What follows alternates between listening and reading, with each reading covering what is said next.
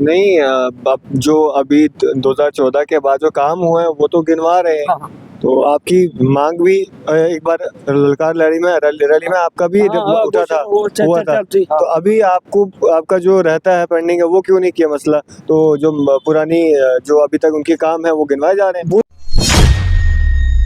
अगर ये अपने किए हुए कामों की चर्चा करते हैं, हमने जी किए, फिर जो काम इनसे ना हो सका उसकी भी चर्चा करनी चाहिए। हम इसमें असमर्थ रहे, हम इसमें फेल रहे, हम डेली विजिट का इशू सॉल्व ना करा सके। बाकी डिपार्टमेंट के डेली वेजेस तो जैसे तो बात करें तो पीडीडी की कुछ रेगुलराइज भी हो रहे हैं, तो बाकी डिपार्टमेंट के डेली वेजेस आवाज़ नहीं उठा रहे। ये बड़ी शर्मनाक बात है। इसी वजह से हम लोग शायद आज तक सफल नहीं हुए, क्योंकि हमारे अदर डिपार्टमेंट के जो लोग साथी हैं वो अपने हक की आवाज़ नहीं उठा रहे। वो लोग कहीं ना कहीं स्टैंड नहीं कर रहे। अगर वो लोग भी अपना एक बैनर बनाएं, अपने डिपार्टमेंट में कहीं ना कहीं प्रदर्शन करें, ताकि सीआईडी की रिपोर्ट उनकी भी ऊपर तक जाए कि अदर डिपार्टमेंट के लोग भी प्रदर्शन पर हैं। ये बड़ा इशू जवनशील इशू है, इसको हल करना चाहिए।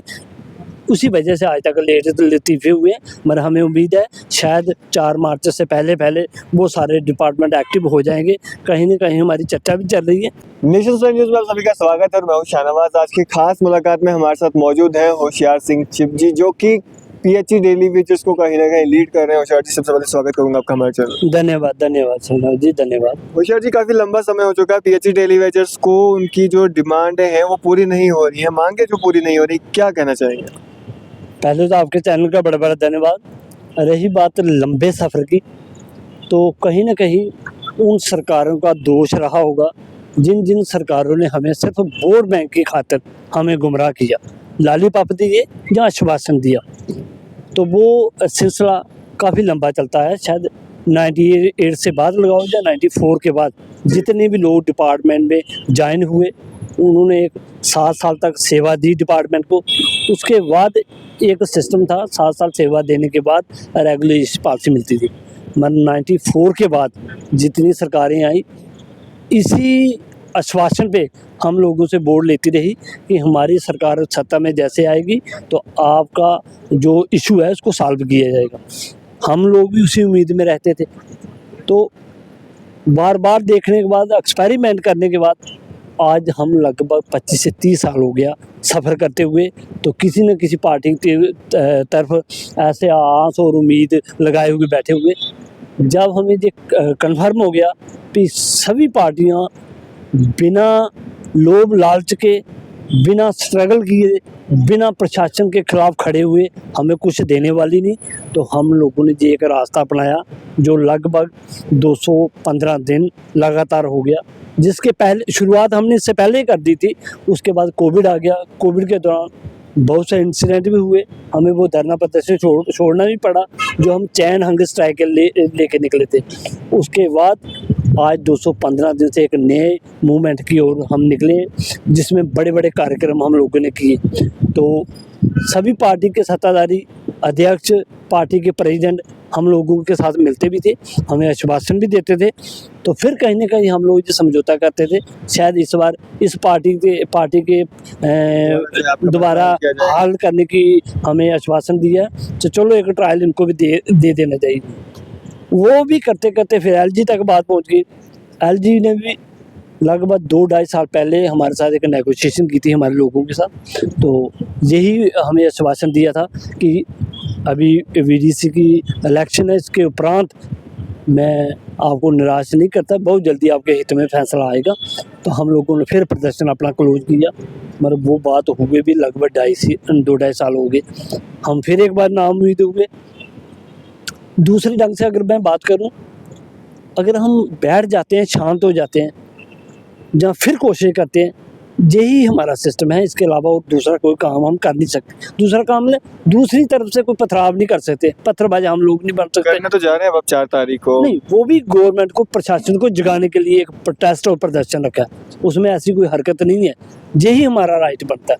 हम लोग बार बार प्रशासन के खिलाफ खड़े हों, नारेबाजी करें, ताकि प्रशासन को ये बात सुनाई दे कि ये लोग जेन्युइन लोग हैं, डिपार्टमेंट को सेवा देने वाले लोग हैं, इन लोगों को इनका हक मिलना भी चाहिए। कहीं न कहीं पार्टी में कुछ लोग बैठे ये दबी आवाज में ये बात कहते भी हैं कि ये जेन्युइन लोग हैं, इनको इनका हक मिलना भी चाहिए। आज भाजपा के द्वारा जो है एक टोल फ्री नंबर जो है जारी किया गया है 90-90-90-2024। उस पर यह कहा गया जब वो लॉन्च किया गया कि आपकी जो बात है सीधा मोदी साहब से होगी, अपनी राय जो है मोदी साहब तक पहुंचाए। बिल्कुल हम वही नंबर ट्राई करते। अगर ये लोग 25 MLA तो 2 सांसद जम्मू से नहीं होते तो ये फ़ोन नंबर हम जरूर ट्रायल करते सीधे मोदी जी से बात करने के लिए। ये लोग हैं जम्मू में बैठे, ये जम्मू की आवाज़ को बुलंद करते हैं, जम्मू की आवाज़ को उठाते हैं, फिर ये क्यों नहीं सुने? नहीं अब जो अभी 2014 के बाद जो काम हुए हैं वो तो गिनवा रहे हैं। हाँ। तो आपकी मांग भी एक बार ललकार रैली में आपका भी उठा था, हुआ था। तो अभी आपको आपका जो रहता है पेंडिंग है वो क्यों नहीं किया मसला? तो जो पुरानी जो अभी तक उनके काम है वो गिनवाए जा रहे हैं। वही बात बोल रहा हूँ, अगर ये अपने किए हुए कामों की चर्चा करते हैं, हमने जी किए, फिर जो काम इनसे ना हो सका उसकी भी चर्चा करनी चाहिए। हम इसमें असमर्थ रहे, हम इसमें फेल रहे, हम डेली विजिट का इशू सॉल्व ना करा सके। अब फ़ोन नंबर दे के मोदी जी पे पहले बात छोड़नी, वो बात इनको शोभा नहीं देती। जिस दिन ये बात हमें खुद बोलेंगे हम नहीं कर सकते, ये फ़ोन नंबर है तो मोदी जी से बात करो, तो फिर बोर्ड भी मोदी जी लेंगे तो बात भी उनसे करेंगे, ये हमारे घरों में ना आए। फिर इसका मतलब कोई मंत्री संत्री हमारे घरों मोहल्लों में आना नहीं चाहिए बोर्ड के लिए। अगर कोड ऑफ कंडक्ट लगने से पहले आपका मसला हल नहीं हुआ तो क्या आप दोबारा मुड़ के इन लीडर्स को वोट डालेंगे? हमने इतनी लंबी कहानी रखनी नहीं है। कोटा कंडक्टर लगा तो हमारा कुछ होगा नहीं, इतना लंबा नहीं चलेगा। पहले ही देखना है। से पहले हम लोगों ने प्रण किया ये लड़ाई का इंसाफ जो कोर्ट ऑफ कंडक्ट से पहला होना चाहिए, तो होगा भी, करके भी जाएंगे। उसके लिए जो भी बलिदान देना पड़ा हम उसके लिए तैयार है, इसमें कोई समझौता नहीं, कोई लाचल लपेट वाली बात बलिदान तो सर पहले भी बहुत सारे दिए हैं। कई बार देखा गया सुसाइड जो है डेली वेजेस के द्वारा किया गया। बिल्कुल पहले भी हुए हैं, पहले लाठीचार्ज भी हुआ, डांके भी चले, अब भी करेंगे। कहाँ तक भागेगा प्रशासन, कहाँ तक भागेंगे मंत्री संत्री? हम उनके घर तक भी पहुँचे हैं, अगर जरूरत पड़ी तो फिर भी पहुँचेंगे। वो जो 4 मार्च का कार्यक्रम है उसमें एक अगले कार्यक्रम की अनाउंसमेंट भी बीच में होगी, उसके लिए 2-3 ऑप्शन है, चाहे पानी बंद करना पड़ा, काम छोड़ हड़ताल करनी पड़ी, या कोई चौंच राहत 72 घंटे के लिए ब्लॉक करना पड़ा, सारे ऑप्शन है हमारे पास। उस पर चर्चा भी चल रही है, हमारे मेंबर बैठ के उस पर डिसाइड फाइनल कर लेंगे 4 मार्च को अगला स्टेप क्या होगा। मगर कोड ऑफ कंडक्ट लगने से पहले अपना हक लेके रहेंगे। यही बात मैं आपके माध्यम से हर डेली बेजर का को कहूँगा कि कोड ऑफ कंडक्ट लगने से पहले जो 4 मार्च का कार्यक्रम है उसमें जहाँ से जैसे भी हो अपने साथियों को उठाएं, जगाएं और 4 मार्च को कार्यक्रम में शामिल करें। वो लास्ट कार्यक्रम और बड़ा कार्यक्रम होगा, डेली बेजर का फैसला उसी कार्यक्रम में होगा। आप जब भी किसी लीडर के पास गए हैं तो आपको आश्वासन जरूर मिला होगा कि कहीं ना कहीं हम कोशिश करेंगे आपका मसला जो है हल हो पाए। क्या उस आश्वासन के बाद आपने कोशिश की है या जानने की कि उस लीडर ने क्या उस जो आपकी मांग है उसका पीछा किया, क्या उस आपकी मांग को आगे रखा? आश्वासन देने वाला मंत्री हो, संतरी या कोई ऑफिसर हो, वो दूसरी बार हमारे साथ बात नहीं करता, ना वो मिलता है, तो ना हम चुपते हैं आप? हाँ छुपते हैं, क्योंकि वो सारी बातें एक ही मीटिंग में क्लियर हो जाती है। अच्छा। एक ही मीटिंग में सारे मैसेज हम कंफर्म कर देते हैं, इन मुद्दों पे बात हुई है, इन मुद्दों पे नहीं हुई। आप लोगों ने अभी तक क्यों नहीं किया?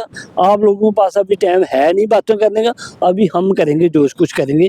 इसीलिए PHE एम्प्लॉयज यूनाइटेड फ्रंट लगातार बड़ी चेहरों से बात करने के उपरांत अपने घर नहीं गया, उसने प्रदर्शन को क्लोज नहीं किया। अगर कोई साथी बोलते हैं बहुत लंबा चला है, तो इससे लंबे चलने की वजह ये भी है कि हम लोगों ने डिव काउंसिल से बात की, हम लोगों ने सिलीन काबरा साहब से बात की, हम लोगों ने और भी उच्च अधिकारियों से बात की, मगर हम वापस नहीं गए, हमने अपना धरना क्लोज नहीं किया, धरना जारी रखा। उसका यही उद्देश्य है, जब तक हमारे हक की आवाज़ बिल्कुल बाहर नहीं आएगी, जब तक हमारे लिए ऑर्डर नहीं होगा, तब तक हम उठेंगे। बाकी डिपार्टमेंट के डेली वेजेस तो जैसे तो बात करें तो PDD की कुछ रेगुलराइज भी हो रहे हैं, तो बाकी डिपार्टमेंट के डेली वेजेस आवाज़ नहीं उठा रहे। ये बड़ी शर्मनाक बात है, इसी वजह से हम लोग शायद आज तक सफल नहीं हुए, क्योंकि हमारे अदर डिपार्टमेंट के जो लोग साथी हैं वो अपने हक की आवाज़ नहीं उठा रहे। वो लोग कहीं ना कहीं स्टैंड नहीं करें। अगर वो लोग भी अपना एक बैनर बनाएं, अपने डिपार्टमेंट में कहीं ना कहीं प्रदर्शन करें, ताकि सीआईडी की रिपोर्ट उनकी भी ऊपर तक जाए कि अदर डिपार्टमेंट के लोग भी प्रदर्शन पर हैं। ये बड़ा इशू, ज्वलनशील इशू है, इसको हल करना चाहिए। उसी वजह से आज तक लेट लतीफ़े हुए हैं, मगर हमें उम्मीद है शायद 4 मार्च से पहले वो सारे डिपार्टमेंट एक्टिव हो जाएंगे। कहीं ना कहीं हमारी चर्चा भी चल रही है, वो लोग भी उठेंगे, अपने बच्चों के लिए, अपने हक के लिए लड़ेंगे, ना कि किसी दूसरे किसी को लीडर बनाने के लिए। सब डेली वेजेस के लिए क्या मैसेज रहेगा 4 तारीख को लेकर? बस यही, हर डिपार्टमेंट का डेली वेजर अपने हक के लिए बाहर निकलें। एक लास्ट कोशिश फ्रंट की तरफ से 4 मार्च को है। शायद अगर कोड ऑफ कंडक्ट लगा उसके उपरांत हमारी वैसे भी ज़िंदगी ख़राब हो गई है। अगर किसी के 2-4 साल रहे भी हैं, वो वापस नहीं आएंगे, हम बिल्कुल फना और ख़त्म हो जाएंगे।